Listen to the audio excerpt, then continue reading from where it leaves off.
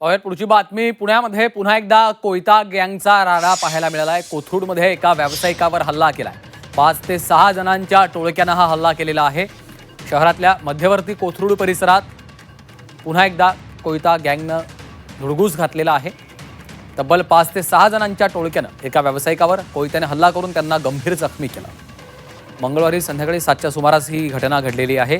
संबंधित हल्लेखोर हे कुख्यात गँगशी निगडीत असल्याचं प्राथमिक तपासातनं समोर येतं आहे। पोलिसांनी गुन्हे शाखेच्या पथकानं घटनास्थळी धाव घेतली आहे अशी माहिती आहे।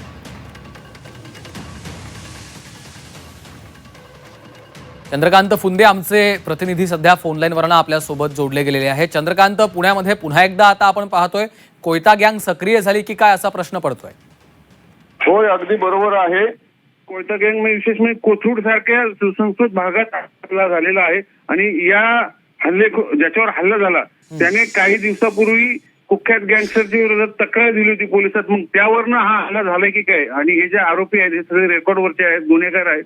त्यांनी सीसीटीव्ही स्पष्टपणे दिसते कशा पद्धतीने त्यांनी हल्ला केला। अगदी कोयत्याने सीसीटीव्ही खाली तो हल्ला केलेला आहे। त्यामुळे त्या गँगशी संबंधित आहेत का, म्हणजे घायवळचं नाव समोर येताना दिसतंय। मग त्या संबंधित असतील तर पोलिसांसाठी पुन्हा एकदा मोठं आव्हान असणार आहे, कारण एकीकडे घायवळ परदेशात पळून गेलेलं आहे आणि त्याच्या नावाने जर अशा पद्धतीने पुन्हा हल्ले होत असतील मग एका अर्थाने पोलीस मग काय करते, तिथली क्राईम ब्रांच काय करते, हे रेकॉर्डवरचे गुन्हेगार मुळात असे मोकाट फिरतात कसे आणि ते हल्ले करतात कसे, असे अनेक प्रश्न या निमित्ताने निर्माण झालेले आहेत। आणि जर समजा तसं असेल, याला गँगवरचं स्वरूप असेल तुर्तास तर एक कोयता गँगचा हल्ला असं सांगितलं जातं। पण कोयता गँग म्हणजे नेमकं काय, कोणतरी 4 टार्गेट मुलं येतात आणि कोयता काढून एखाद्या माणसावर हल्ला करतात, हा त्यातलाच प्रकार आहे का काय आणि हा अत्यंत गंभीर असा प्रकार असल्याचं देखील आपण पाहतोय। धन्यवाद चंद्रकांत या माहितीसाठी।